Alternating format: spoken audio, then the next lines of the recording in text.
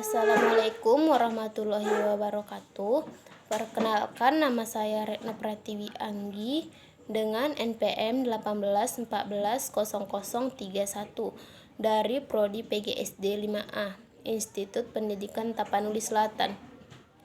Tujuan saya membuat video ini adalah untuk memenuhi tugas ujian akhir semester atau UAS yang dilaksanakan pada tanggal 4 Januari 2021. Adapun yang akan saya sampaikan di video ini adalah tentang pembelajaran tematik.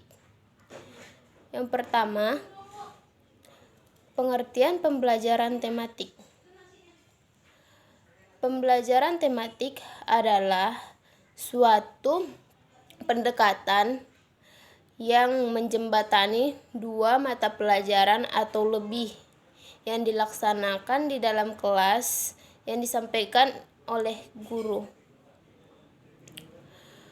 Jadi, di dalam proses mengaitkan suatu pelajaran ataupun suatu mata pelajaran, pelajaran kita tidak terlalu terlihat untuk menyatukan ataupun menyampaikan pelajaran tersebut. Misalnya, kita akan mentematikan pembelajaran IPA dengan pembelajaran bahasa Indonesia. Di situ kita akan mengaitkannya tidak terlalu jelas sehingga anak-anak ataupun siswa tidak terasa bahwa mereka telah mempelajari dua mata pelajaran sekaligus. Jadi, tujuan pembelajaran tematik adalah untuk memberikan pengalaman langsung kepada si siswa atau menyampaikan informasi secara serentak kepada siswa. Maksudnya, agar si siswa dapat menerima pembelajaran secara serentak ataupun secara bersama. Selanjutnya, tujuannya yaitu proses pembelajaran tematik itu menarik. Apa yang membuat pembelajaran tematik itu menarik? Jadi, menurut pendapat saya sendiri, mengapa pembelajaran tematik itu menarik? Karena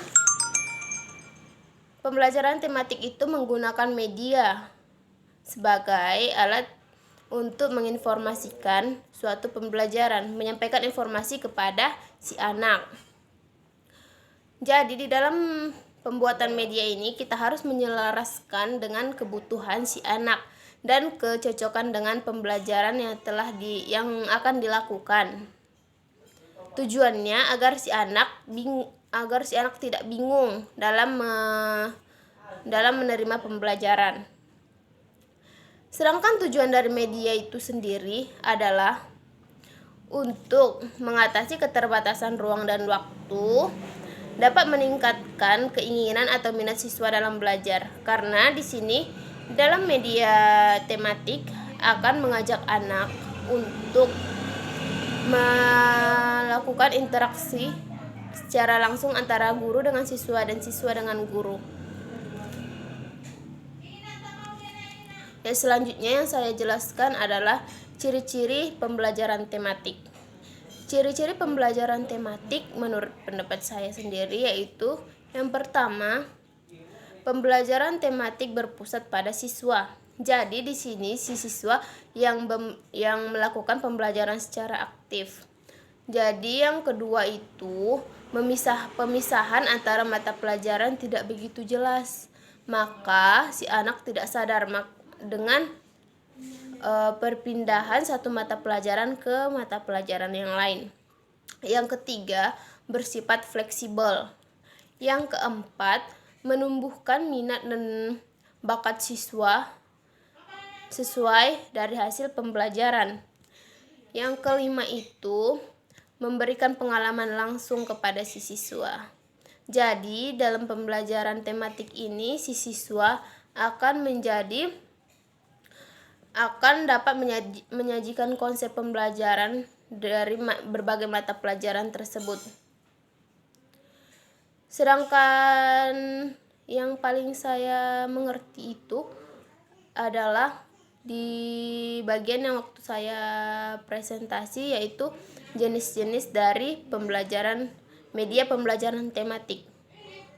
Jadi secara umum jenis-jenis media pembelajaran tematik itu ada 3, yaitu dengan media audio, media visual, dan media audiovisual. Jadi di sini kita akan menjelaskannya satu persatu. Yang pertama, media audio. Media audio adalah media yang digunakan dengan cara hanya dapat digunakan untuk mendengarkan atau dengan alat pendengar kita. Contohnya seperti tape recorder, radio, musik, dan lain-lain. Yang kedua, media visual. Media visual adalah media yang hanya dapat dilihat oleh indera penglihatan kita. Contohnya seperti gambar, grafik, peta, foto, poster, dan lain-lain. Yang ketiga, media audiovisual. Media audiovisual adalah media yang dapat dilihat oleh indera penglihatan kita dan dapat didengar oleh indera pendengaran kita. Contohnya seperti video, animasi bergerak, film, dan lain sebagainya. Sementara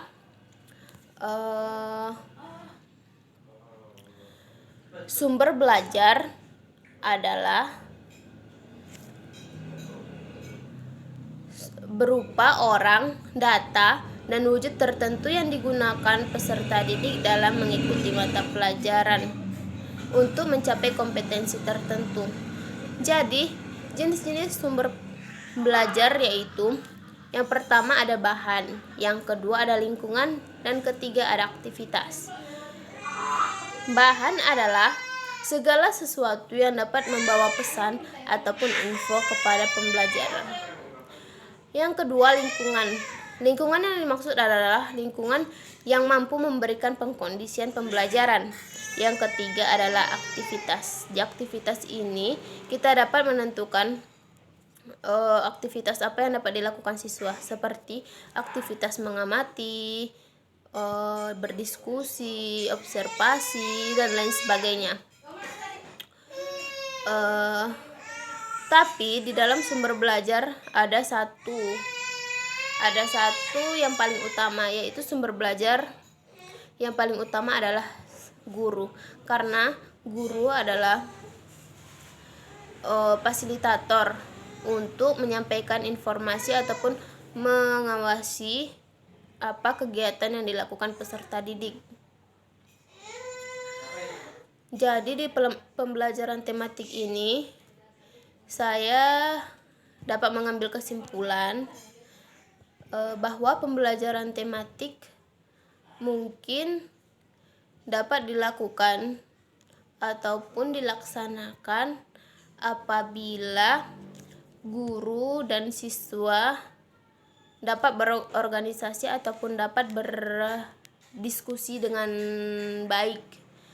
Namun di dalam pembelajaran tematik ini si siswalah yang harus berperan aktif ataupun pembelajaran tematik berpusat hanya kepada siswa. Jadi guru hanya sebagai fasilitator yang mengawasi si siswa tersebut. Jadi si siswa ini dituntut untuk belajar mandiri dengan memecahkan masalah yang telah diberikan, baik itu dengan cara berdiskusi, berkelompok, ataupun memecahkan masalahnya sendiri. Tujuannya agar si siswa lebih mandiri dan tahu bagaimana cara memecahkan masalah yang telah diberikan tersebut. Jadi di dalam pembelajaran tematik ini menimbulkan kesan yang lebih mendalam kepada siswa, agar si siswa lebih dapat mengingat pembelajaran yang dialaminya, karena pembelajaran tematik ini dapat bersifat secara langsung ataupun dengan media yang digunakan oleh guru. Jadi, kesimpulan yang dapat saya ambil dari pembelajaran tematik adalah suatu pembelajaran yang menggunakan atau yang menjembatani dua mata pelajaran atau lebih.